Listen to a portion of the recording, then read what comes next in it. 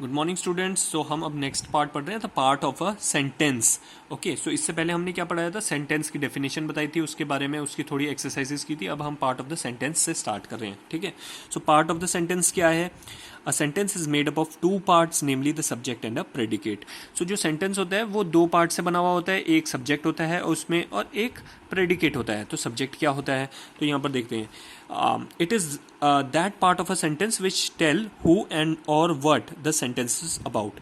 तो किसके बारे में वो सेंटेंस है, तो वो सब्जेक्ट होता है। किसके बारे में है वो, किसके बारे में, हु कौन और क्या, किसके बारे में वो सेंटेंस बनाया जा रहा है, उसको हम सब्जेक्ट कहते हैं। वो मेन कैरेक्टर होता है, इज कॉल्ड अ सब्जेक्ट। और प्रेडिकेट क्या होता है, प्रेडिकेट इज क्या चीज़ बताई जा रही है, it is word, it is that part of a sentence which tell something about the subject. जो सब्जेक्ट के बारे में कुछ चीज़ बताता है उसे हम प्रेडिकेट कहते हैं। कि तो जैसे कि हम समझ लेते हैं एक एग्जांपल से, जैसे कि एग्जांपल दे रखे, the dog are eating bread. तो यहाँ पर डॉग जो है मेन कैरेक्टर हो गया, so it's called a subject. And then वो डॉग कर क्या रहे हैं, are eating the bread, so ये प्रेडिकेट हो गया, क्योंकि वो क्या कर रहे हैं, डॉग तो सब्जेक्ट हो गया, प्रेडिकेट वो कर क्या रहे हैं, डॉग डॉग ईट कर रहे हैं ब्रेड को, so it's a predicate. So the dog is a subject since it tells what the sentence is about. The predicate is are eating bread since it tells something about the subject. तो dog जो हो गया, तो वो क्या हो गया कि किसके बारे में हम बात कर रहे हैं, तो उसके बारे में, हमें डॉग के बारे में, तो ये एक क्या हो गया, आपका सब्जेक्ट हो गया। एंड प्रेडिकेट कि हम क्या बता रहे हैं, tell something about the subject के बारे में बता रहा है कि आर ईटिंग ब्रेड, वो जो डॉग्स हैं वो क्या कर रहे हैं, ब्रेड को खा रहे हैं। सो यहाँ पर कुछ एक्सेप्शंस हैं जो हम आपको अब ये आपके लिए नॉट सो इम्पॉर्टेंट, बट आपको ये पढ़ सकते हैं अपनी नॉलेज को गेन करने के लिए। सो यहाँ पर दे रखे, जैसे सेंटेंस फर्स्ट पॉइंट दे रखे, the subject of a sentence usually comes before a predicate, but there are exceptions at time. For the sake of emphasis, the order is altered. सो कभी कभी ऐसा होता है कि एक्सेप्शंस आ जाते हैं कि जिसमें कि जो ऑल्टर हो जाता है, मतलब आगे पीछे ऑर्डर थोड़ा चेंज हो जाता है। कि यूजुअली जो होता है, जो तो उसमें सबसे पहले सब्जेक्ट आता है और प्रेडिकेट बाद में आता है। बट इसमें एक्सेप्शन ऐसा हो गया कि प्रेडिकेट पहले आ गया और सब्जेक्ट बाद में आ जाता है। जैसे कि एग्जांपल है इसमें, sweet are the uses of adversity. ठीक है ना, सो यहाँ पर जो ये प्रेडिकेट आ गया, sweet are the uses of adversity. तो एडवर्स, हम एडवर्सिटी की बात कर रहे हैं, एडवर्सिटी। ठीक है, तो एडवर्स, एडवर्स सिचुएशन आ गई है, एकदम डिफरेंट सिचुएशन आ गई है, एडवर्स। और sweets are the uses of, sweet किस चीज़ के यूजेस हैं, एक एक एडवर्सिटी के। ठीक है ना, फिर आते हैं N impressive sentence, the subject is not mentioned but implied. तो यहाँ पर एग्जाम्पल देख रहे हैं, सिट डाउन। ठीक है ना, तो इसमें ये बता रहे कि imperative sentence, the subject is not mentioned but implied, मतलब उसके बारे में आपको पूरी नॉलेज नहीं होती। जब जैसे कि इंपेरेटिव सेंटेंस कहते हैं, नॉट मेंशनड, उसमें सब कुछ इम्प्लाई नहीं किया जाता है, सब कुछ आपको उसके बारे में नहीं बताया जाता है। तो जैसे कि यहाँ पर सिट डाउन, कहाँ पर सिट डाउन, किस सीट में सिट डाउन, किधर पे, तो ये नहीं बता रखा है। It means you sit down, so यहाँ पर यू, सो यहाँ पर क्या होता है कि यू आपका साइलेंट है, यहाँ पर दिख नहीं रहा है, बट आपको बोला सिट डाउन, और आपको देख के अगर उसने बोल दिया तो यू, सब्जेक्ट साइलेंट हो जाता है, and sit down is a predicate. In such a sentence you is a subject. तो यहाँ पर एक यू जो है वो सब्जेक्ट हो गया, इट इज़ अ इम्प्लाइड, मतलब हमने इम्प्लाइड कर दिया, क्योंकि ये इम्प्लाइड इसलिए हो गया क्योंकि हमने सिट डाउन आपको बोला है देख के, तो इसीलिए यू एक साइलेंट हो गया, but it's implied, implied sentence. ठीक है, फिर हम सेकंड में आते हैं, an interrogative sentence, the subject of a predicate are placed in the following order. तो जब कुछ कुछ ऐसे होते हैं इंट्रोगेटिव सेंटेंस होते हैं जहाँ पर जो सब्जेक्ट और प्रेडिकेट होता है वो एक फॉलोइंग ऑर्डर में आ जाता है। जैसे कि एग्जांपल ये है, why are you laughing, so you जो है आप क्यों हंस रहे हैं, आप क्यों, वाई आर, तो ये प्रेडिकेट हो गया, यू हो गया आप, लाफ कर रहे हैं, ये एक प्रेडिकेट हो गया। सो यहाँ पर आप देख सकते हैं कि किस तरीके से ये सेंटेंस बना है। In exclamatory sentence the word order is as following. ठीक है ना, exclamatory sentence means situation of surprise. So यहाँ पर एग्जाम्पल दे रखा है, how nice the picture is. So एक बंदा एक्सक्लेमेटरी मार्क्स में एक फोटो को देखता है, पिक्चर को देखता है, और उसके बाद वो एक तरीके से सरप्राइज हो जाता है और बोलता है कि wow, how nice the picture is. So predicate हो गया, how nice, predicate the picture, वो सब्जेक्ट हो गया जिसके बारे में बता रहे हैं, पिक्चर हो गया, और क्या बता रहे हैं कि कितनी नाइस है वो पिक्चर, पिक्चर इज। ओके, सो अब हम इसकी एक्सरसाइज पे आते हैं। तो इस एक्सरसाइज में क्या है, read the following sentence and identify the subjects and the predicate. तो यहाँ पर कुछ सेंटेंस दे रखे हैं, उसको हमें ये पता लगाना है कि उसमें क्या सब्जेक्ट है और क्या प्रेडिकेट है। सो इसमें आपको मार्क मैंने करके दे रखा है, आपको आप इसमें देख सकते हैं। तो जैसे कि ये एक सेंटेंस है, इसमें दे रखा है the child was looking at the moon. तो यहाँ पर जो द चाइल्ड है, it's a subject and was looking at the moon.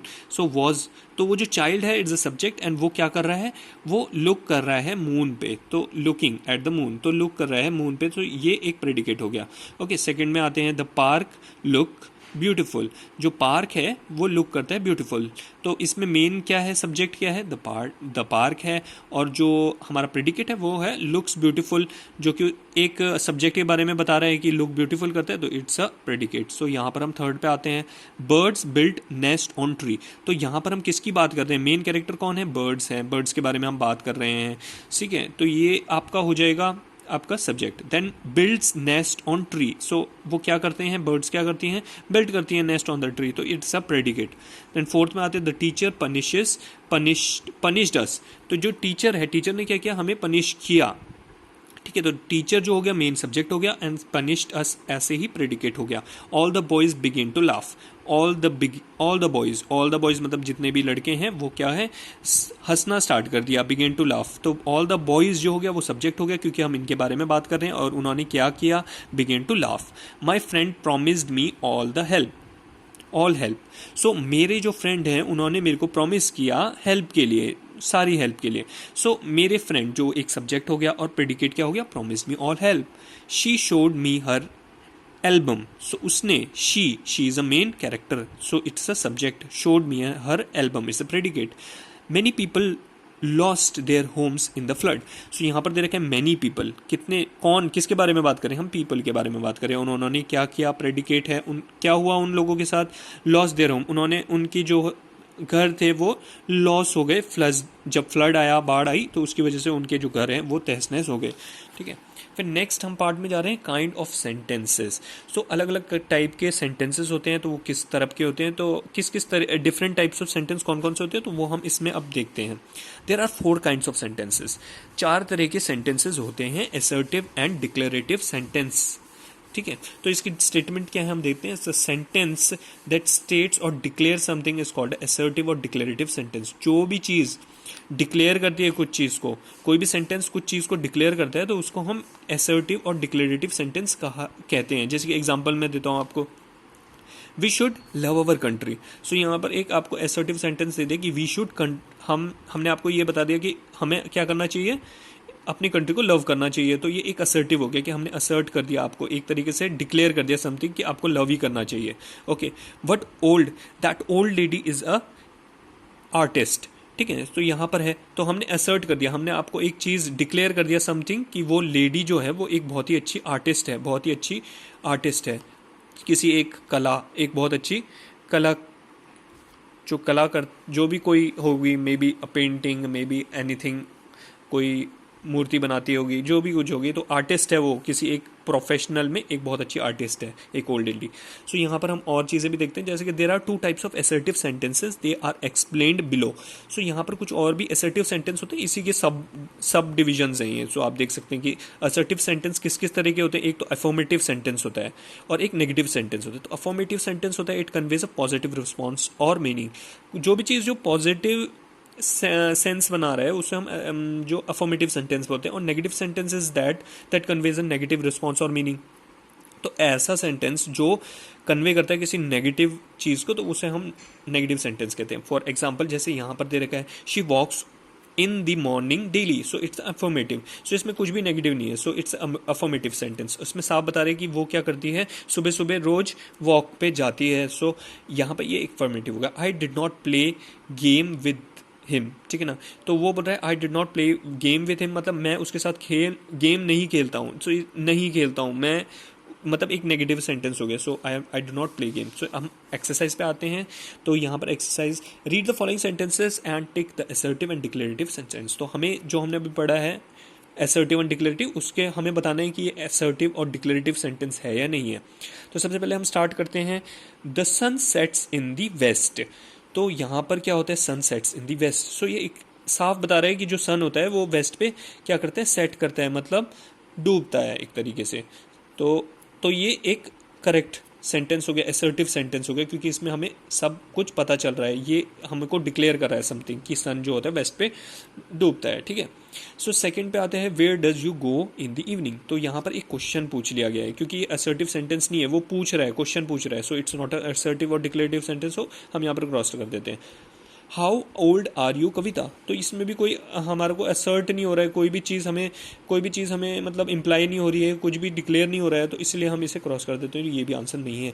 He goes to the school every day. तो यहाँ पर हम ये एक असर्टिव सेंटेंस है, बिकॉज यहाँ पर आपको पता चल रहा है कि वो जो है, वो जो लड़का है वो रोज स्कूल जाता है। तो it's assertive and declarative sentence, तो हम इसको करेक्ट कर लेते हैं। Then we go with the fifth one, so he did not win the match yesterday. So ये भी एक असर्टिव और डिक्लेरेटिव सेंटेंस है, बिकॉज ये एक मीनिंग आपको, एम्प्लाइड मीनिंग आपको बता रहा है, डिक्लेयर कर रहा है समथिंग कि वो उन्होंने मैच विन नहीं किया परसों, ठीक है। कल मतलब कल, यस्टरडे मतलब कल, जो चला गया है कल, वो वाला कल, यस्टरडे, ठीक है। तो यहाँ पर जैसे कि ये सेंटेंस दे रखे, सो इट्स अ नेगेटिव, बिकॉज यहाँ पर नॉट आ गया, तो ये एक असर्टिव और डिक्लेरेटिव सेंटेंस है, but it's a negative sentence in assertive and declarative sentence. तो हम नेक्स्ट जो पार्ट अभी पढ़ने वाले हैं वो मैं आपको बता देता हूँ क्या पढ़ेंगे। और नेक्स्ट वाले में हम पढ़ेंगे इंट्रोगेटिव सेंटेंस के बारे में, हम पढ़ेंगे, थोड़ी सी एक्सरसाइजेस करेंगे, उसके बारे में पढ़ेंगे, और इंपरेटिव सेंटेंस उसके बाद पढ़ेंगे। तो आप अभी इतना पढ़ो, मैं नेक्स्ट वीडियो में आपको ये भी बताता हूँ।